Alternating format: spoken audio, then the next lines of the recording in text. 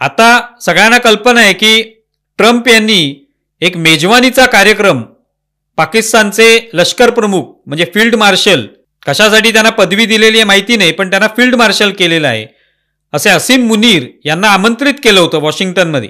आणि तिकडे त्यांना काय खास अशी त्यांच्यासाठी मेजवानी आयोजित केली होती.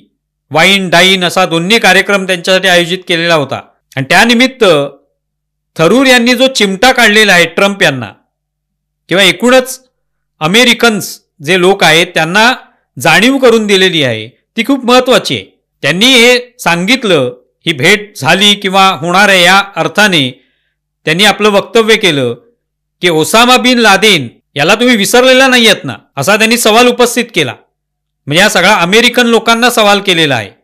अर्थात तो ट्रम्प यांनाच आहे, कारण ट्रम्प हे त्या देशाचे प्रमुख नेते आहेत. त्यामुळे त्यांनी या अमेरिकनना प्रश्न विचारलाय की तुम्ही ओसामा बिन लादेनला विसरलेला नाही आहेत ना, कारण हाच ओसामा बिन लादेन ज्याने 9/11 मध्ये याच अमेरिकेवर हल्ला केला होता अल कायदाच्या माध्यमातून.